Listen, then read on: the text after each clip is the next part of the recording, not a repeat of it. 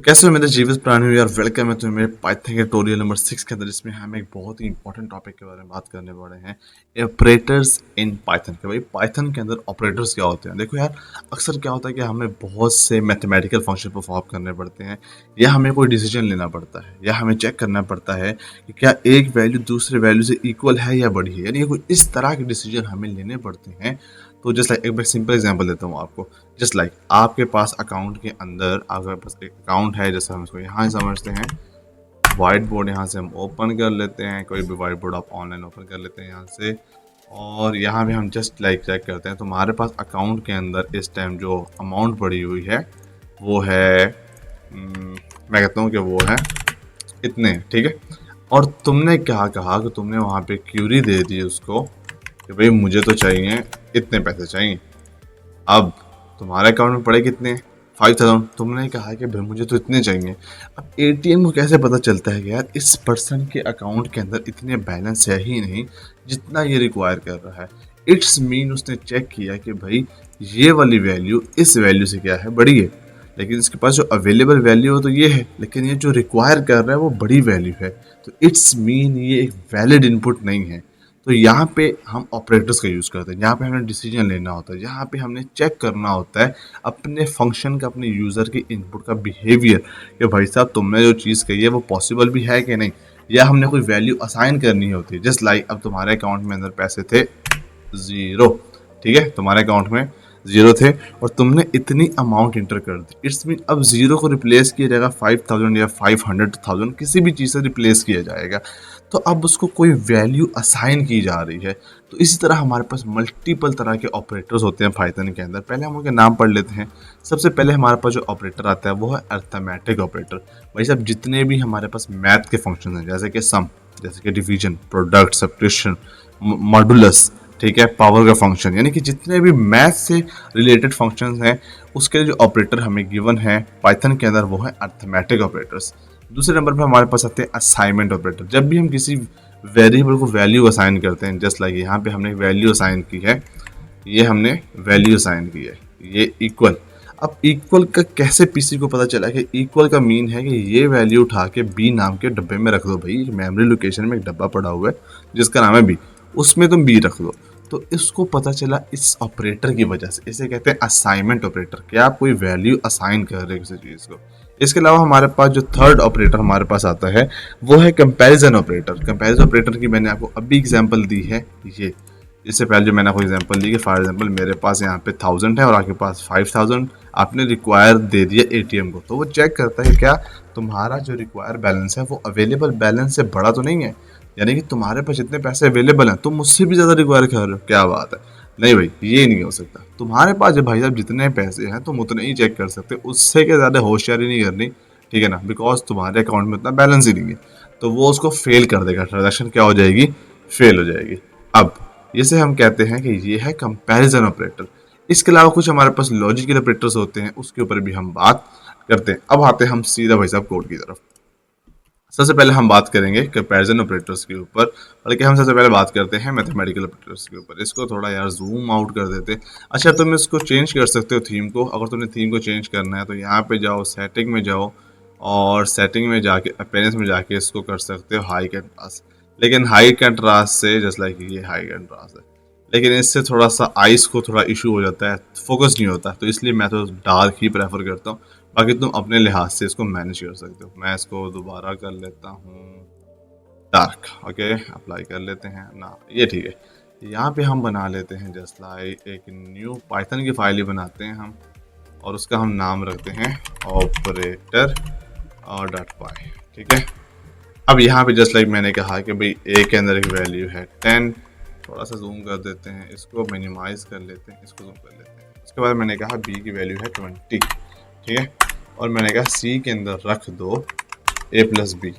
अब मैंने क्या किया, बेसिकली ये है असाइनमेंट ऑपरेटर, ठीक है, लेकिन हमने अर्थमेटिक ऑपरेटर का यूज़ करना है फिलहाल।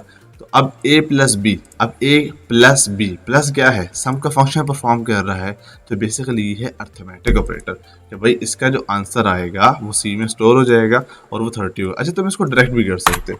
अगर मैं इसको प्रिंट के अंदर लिख दूँ डायरेक्ट a+b, तो भाई साहब इसका फिर भी आंसर आ जाएगा। एक बार आपने फर्स्ट टाइम इसको राइट क्लिक करना है, तो ये देखो यहाँ पे ये 30 आ गया। तो ये क्या है बेसिकली, ये मेरे पास परफॉर्म हो रहे हैं मैथमेटिकल के फंक्शन। अगर मैंने माइनस करना है, मैं इसी ही कॉपी करूँगा, मैं इसको नीचे लेके आऊँगा, मैं यहाँ पे माइनस लिख सकता हूँ। हम इसको माइनस कर देते हैं। जब माइनस करेंगे तो यहाँ पे क्या आ जाएगा, -10, बिकॉज जब 10 से तुम 20 को माइनस करेंगे तो ऑब्वियसली -9 आ जाएगा।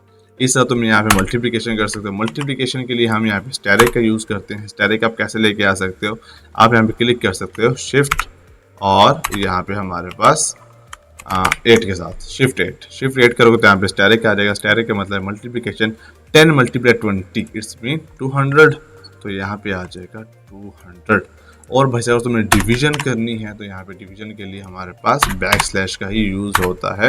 तुम यहाँ से बैकस्लैश कर सकते हो। तो यहाँ पे देखो 0.5, तुम यहाँ पे अपना मैसेज प्रिंट कर सकते हो, जस्ट लाइक तुम यहाँ पे लिख सकते हो कि ये क्या है, ये सम है, ये क्या है भाई साहब, ये है हमारे पास, हम कर लेते हैं माइनस कर रहे हैं, हम यहाँ पे थोड़ी सी स्पेस दे देते हैं ताकि हमारे पास इजीली आ सके।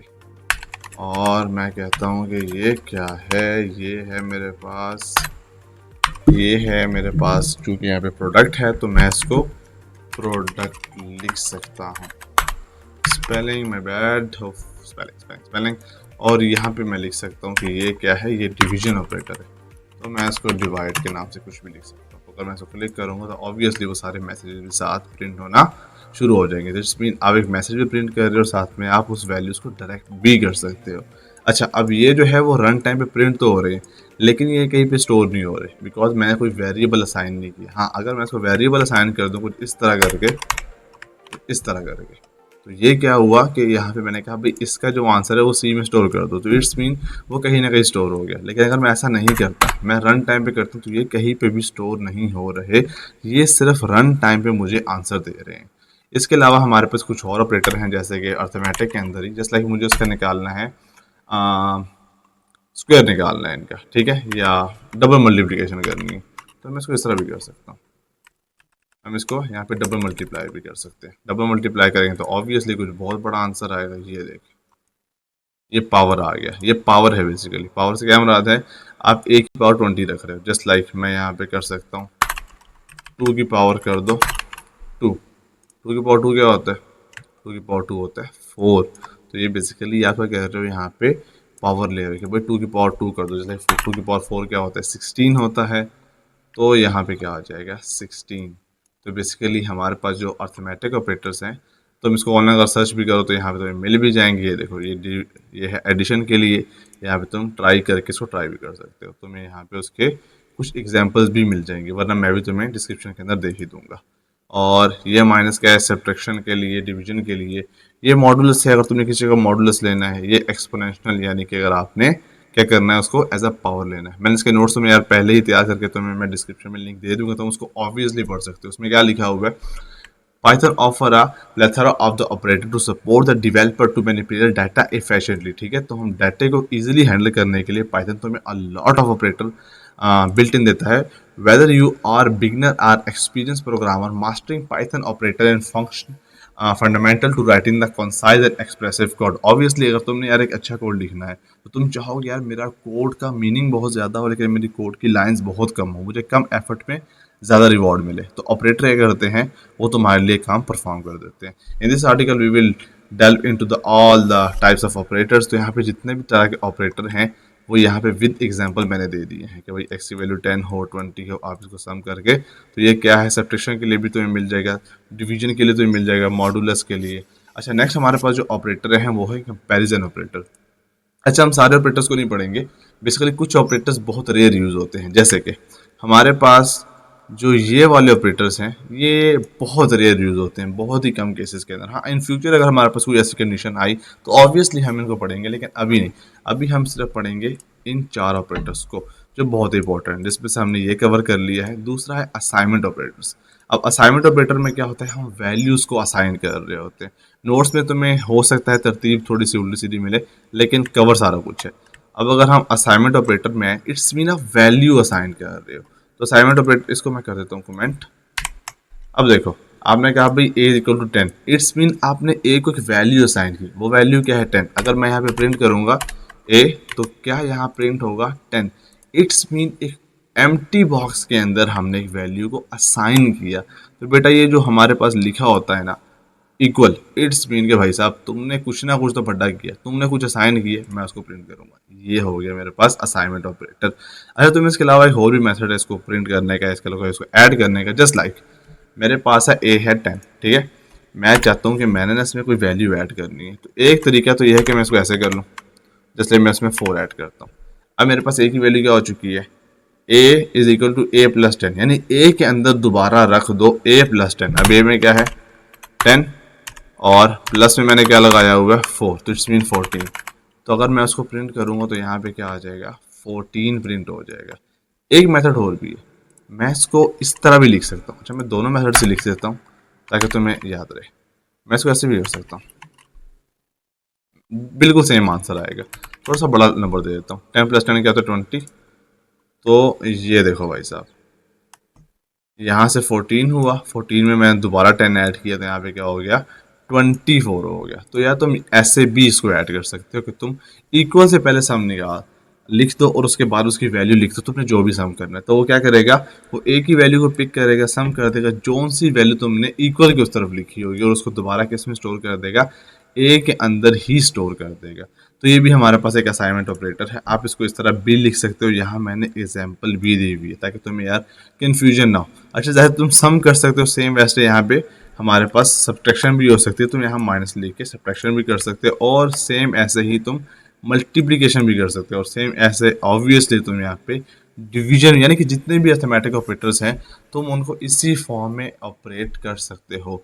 लेकिन फ़र्क क्या है कि हमारे पास जो अर्थमेटिक ऑपरेटर थे उसमें एक आंसर आएगा मैथमेटिकल फंक्शंस के लिहाज से, लेकिन यहाँ पे जो आंसर है वो वैल्यू असाइन हो रही है एक बॉक्स को। आप कोई भी जस्ट लाइक आप ए प्लस इक्वल 10, इट्स मीन इसका आंसर 24 आया, लेकिन वो आंसर कहीं ना कहीं स्टोर हो रहा है, हम ऑब्वियसली वो वैल्यू किसी को असाइन कर रहे हैं।